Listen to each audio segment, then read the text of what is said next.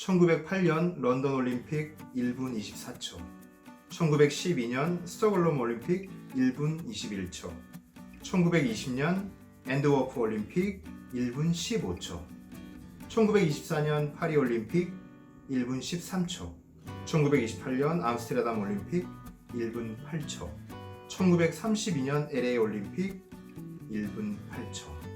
여러분, 이게 뭘까요? 방금 제가 말씀드렸던 1분 몇십 초 때 이 기록은 다 올림픽 1등한 선수들의 세계 기록입니다. 배영 종목의 세계 기록이거든요. 어느 누구도 1분의 벽을 뛰어넘지 못했습니다. 그런데 3년 후에 1935년 미국의 17살 선수가 이 기록을 깹니다. 오늘 제가 여러분에게 소개해드리고자 하는 책은 이렇게 흥미로운 얘기 20가지를 담은 산매경이라는 책입니다. 책 내용이 궁금하신 분 계속 봐주세요.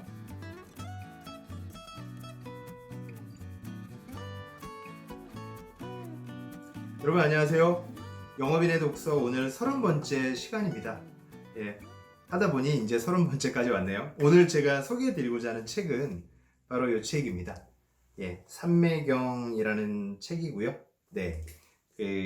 삼성경제연구소 세리 CEO의 컨텐츠 팀이 이렇게 지은 책인데, 세상을 비추는 지식 프리즘, 대한민국 CEO들을 사로잡은 20가지 이야기, 이렇게 이제 카피가 되어 있는데, 이 책은 굉장히 흥미로운 이야기들이 20가지 정도가 담겨 있습니다. 역사 속에 일어났던 스포츠 얘기라든지 탐험에 대한 얘기라든지 어떤 회사에 대한 얘기라든지 이런 어떤 우리가 읽으면 굉장히 흥미로운, 그리고 대부분 굉장히 화제가 됐던 어떤 얘기들의 뒷얘기들을 통해서 어떤 지혜를 배운다고 할까요? 이런 것들을 모아둔 책이에요. 그래서 굉장히 좀 흥미롭게 읽어보실 만한 책이 아닐까, 이런 생각이 들고, 그리고 우리가 실제로 일을 하는 데 있어서 좀 참고가 될 수도 있고, 이런 부분이 있어서 제가 이 책을 소개해 드리려고 합니다. 제가 서두에 배영에 대한 얘기를 드렸지 않습니까? 올림픽 시합에서 배영하는 선수들이 다 1분대의 벽을 뛰어넘지를 못했죠. 굉장히 세계적인 선수들이 도전했지만 1분이라는 벽을 깨지 못했습니다. 근데 1935년 8월에 고등학교 수영대회에서 17살의 아돌프 키에프라는 선수가 58초를 끊습니다. 58초 5초 만에 100m 수영을 들어옵니다. 그러니까 몇십 년 동안 깨지지 않았던 1분 벽이 깨진 거죠. 그리고 그 선수가 1년 뒤 1936년에 베를린 올림픽 출전해 당연히 금메달을 따거든요. 그럼 이 선수의 특징이 뭘까요? 남들보다 빠르게 어떤 영법을 구사한다, 킥이 뛰어나다, 이런 거였을까요? 아닙니다. 이 선수의 특징은 뭐였냐면 턴이었습니다. 턴. 여러분, 수영하시는 분들, 혹시 수영 중계를 보신 분들은 아시겠지만, 수영 선수들은 자유형이나 평형이 아니라 자유형이나 저병이나, 그죠? 양팔을 벌리는 저병이나 자유형이나 배영은 똑같은 턴을 씁니다. 뭡니까? 물속에서 가다가 몸을 이렇게 360도 회전해서 벽을 차고 이렇게 빠르게 반대 방향으로 쭉 이렇게 가지 않습니까? 그거를 플립턴이라고 하는데, 이 키에프라는 선수가 활동하기 전에는 모두가 다 손터치의 어떤 방식을 썼다는 거죠. 즉 자유형이든 배영이든 쭉 수영해서 벽을 손으로 잡고 반대 턴에서 이렇게 왔다는 겁니다. 근데 그런 방식을 쓰면 무게중심이 이렇게 이동을 안 해서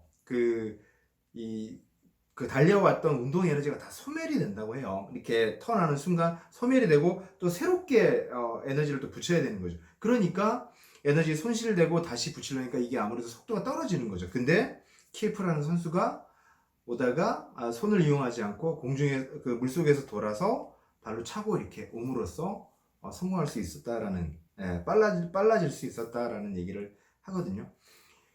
관점을 변화시켰다는 거죠. 무게중심을 변화시켰다라는 거죠. 그 뒤에 얘기가 뭐가 나오냐면 1968년 멕시코 올림픽의 금메달리스트가 딕 포스베리라는 사람이 육상에서 높이뛰기에서 1등을 하거든요. 그 전에는 여러분 높이뛰기 하면 어떻게 뛰나? 막 이렇게 달려가다가 이렇게 옆으로 뛰지 않습니까? 이렇게 쭉 달려가다 옆으로 뛰어넘는데 그 전에는 그냥 앞으로 뛰어넘었다고 합니다. 근데 이것도 그 운동역학적으로 보면 옆으로 뛰는 걸 함으로써, 이걸 배면뛰기라고 하거든요. 배면뛰기 자세를 이용함으로써 몇 센치를 더 올릴 수 있었다라고 얘기를 하거든요. 그 두 가지 특징이 뭐냐면 무게중심을 바꿨다라는 겁니다. 예, 무게중심을. 그래서 그 대목을 제가 한번 소개를 드리면 37페이지에 그걸 한번 제가 읽어보겠습니다. 운동량 손실을 최소화하여 수영 역사에서 속도 혁명을 일으킨 키에퍼의 플립턴, 높이뛰기 역사상 최초로 활 모양의 뛰어넘기 기술로 높이 혁명을 일으킨 포스베리의 배면뛰기, 이 두 가지 혁명에는 공통점이 있다. 바로 무게중심을 바꿨다는 것이다. 모두가 똑같은 무게중심상에서 승부를 겨루고 있을 때 이들은 새로운 무게중심을 찾아내는 무게중심의 혁명에 성공한 것이다 라는 얘기입니다. 저는 이 얘기를 보면서 우리의 관점, 즉 관성을 깨트리는 거죠. 수영을 하는 데 있어서 어느 누구도 손으로 터치하는 방식만을 생각했었을 때 이 어린 친구가, 이 17살의 수영선수가 발로 차는 그 플립턴을 생각했다는 거죠. 물론 그 코치가 있었는지는 모르겠지만 관점을 변화시킨다는 것, 기존에 해왔던 관성을 깨트린다는 것이 이 얘기의 어떤 교훈이 아닐까, 이런 생각이 들었고요. 그리고 두 번째로 말씀드리고 싶은 내용은 뭐냐면 그 한 목수의 얘기입니다. 예, 그 유럽에 있는 어느 나라의 그 한 목수의 얘기인데요. 이 얘기들을 이제 보자면 이런 겁니다. 그 한 목수가 조카가 있었는데 가난해서 장난감을 살 수 없었나 봐요. 그래서 목수니까 나무가 많잖아요. 그 나무를 이용해서 이렇게 목각으로 장난감을 만들어 줍니다. 근데 이 삼촌의 사랑이 담긴 이 장난감이 가지고 노는데 이 주위 친구들이 너무 좋아하는 거예요. 야, 너 장난감 멋지다 해서, 그래서 삼촌이 이거를 나무로 장난감을 만들어서 이제 시장에서 판매하기 시작했죠. 근데 이게 대박이 난 겁니다. 그래서 너도 나도 막 이 장난감을 살려고 하다 보니까 이 수요를 충족하지 못하는 거예요. 살려는 사람들이 많은데 이 나무로 깎아내는 거에는 한계가 있었던 거죠. 그래서 10몇 년 후에 이 목수는 아주 목수로서 내리기 힘든 판단을 합니다. 나무를 버리자라고 결정을 하는 거죠. 나무를 버리는 대신에 뭘로?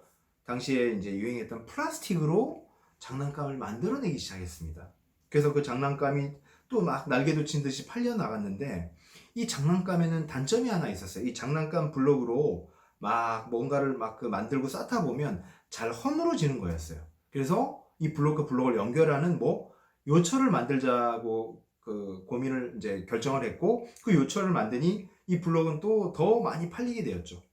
그러다가 1900년도에 와서는 그 비디오 게임기가 이제 활성화되기 시작하는 때가 와서는 회사가 몇십 년 만에 첫 번째 적자를 맞이합니다. 즉 애들이 장난감 대신에 뭘 이용한다? 비디오 게임기를 쓴다는 거죠. 그때 회사는 또 한 번 변신을 합니다. 즉 애들을 위한 장난감에서 어른을 위한 장난감으로 변신을 하죠. 그래서 이 회사에 무슨 시리즈가 나오게 되냐면 스타워즈라는 시리즈가 나옵니다. 그걸 이용해서 이 블록을 가진 제품이 나오거든요. 그리고 그 이후에 또 변화하고 지금은 테마파크까지가 있습니다. 여러분 혹시 이 회사가 어딘지 아시겠죠?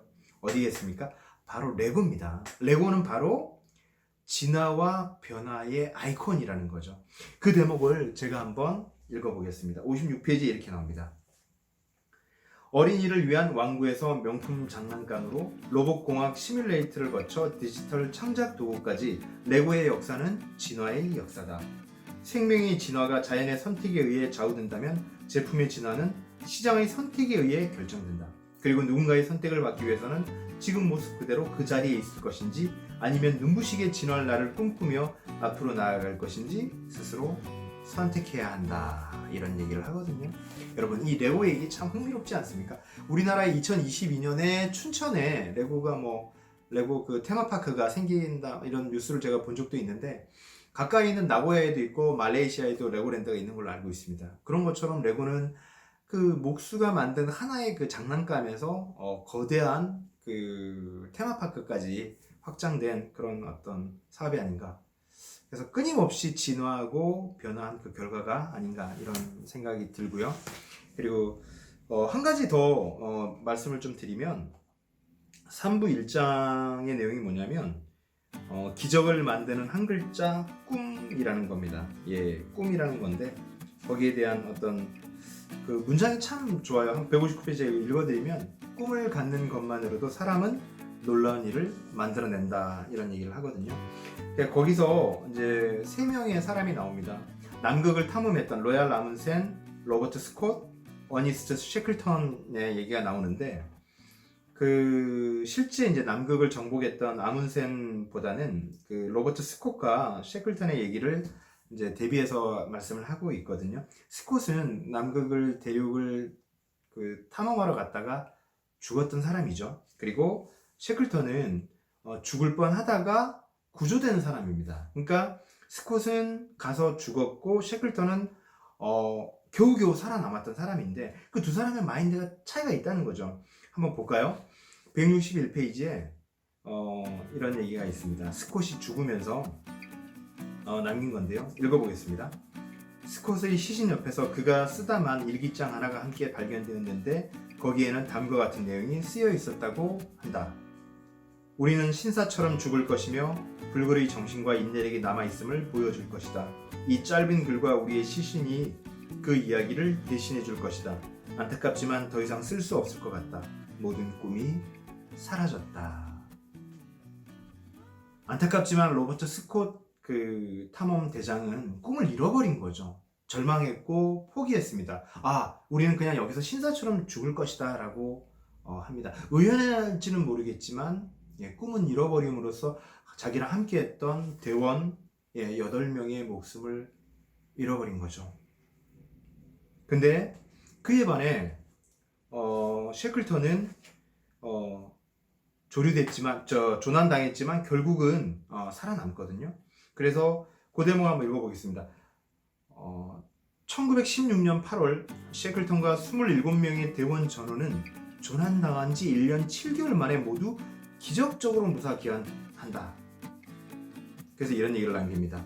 나와 대원들은 남극 얼음 속에 2년이나 갇혀 살았지만 우리는 단 한 번도 꿈을 버린 적이 없었다 라는 얘기를 하거든요. 여러분 뭐겠습니까? 셰클턴 대장은 남극 속에 갇혀 있지만 언젠가는 우리가 구조될 것이다. 우리는 언젠가 살아남을 것이다. 우리는 언젠가 살아서 집으로 돌아갈 것이다 라는 그 꿈을 잃지 않았다는 거죠. 그게 핵심이라는 겁니다. 앞서 말씀드렸던 스콧은 꿈을 잃어버리고 이제 모든 꿈이 사라졌다라고 얘기했지만 셰클턴은 최후의 순간까지 그 꿈을 버리지 않았다는 겁니다. 여러분 이 시사하는 바가 좀 큰 것 같아요. 기적을 만드는 한 글자 꿈이라는 것. 꿈이 있다면 버틸 수 있고 그 꿈으로 인해서 더 나아갈 수 있고 한 것이 아닐까 이런 생각이 듭니다. 오늘 제가 말씀드리는 책은 바로 이 산매경이라는 책이고요. 제가 오늘 3가지 에피소드만 좀 소개를 드렸습니다. 첫 번째는 뭐다? 그 관점을 변화시키자. 플립턴, 즉 수영과 그 높이뛰기에서 관점을 변화시키므로써 세계 신기록을 세울 수 있었다. 그리고 두 번째는 레고의 얘기를 제가 들려드렸던 이유는 끊임없이 시대에 맞게끔 변화했다는 거죠. 나무에서 플라스틱으로, 플라스틱에서 어떤 그 요철을 개발하고 그리고 어린이용 장난감에서 어른용 장난감으로 멈춰진 장난감에서 움직이는 장난감으로 나중에는 테마파크까지 확장하는, 그래서 끊임없이 진화했다라는 것, 그게 레고였고요. 그리고 마지막으로 한 글자, 꿈이라는 것. 탐험을 갔었을 때 셰클턴 대장은 살아남을 수 있었던 이유가 언젠가는 집으로 돌아간다는 그 꿈을 버리지 않았다라는 것. 그 말씀을 오늘 드리고 싶습니다. 오늘 제가 소개해드린 책은 산매경이라는 책이고요. 시간 내서 한번 읽어보시면 좋을 것 같습니다. 오늘 내용이 마음에 드셨다면 좋아요 버튼 클릭해 주시고요. 다음 시간에 또 알찬 책으로 찾아뵙도록 하겠습니다. 들어주셔서 감사합니다.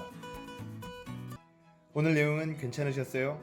앞으로도 빠르게 영상 받아보실 분은 가운데 있는 구독 버튼 클릭해 주시고요. 화면 좌우에 있는 관련 영상과 추천 영상 함께 보시면 많은 도움 되실 겁니다. 그럼 다음 시간에 더 알찬 방송으로 찾아뵙겠습니다.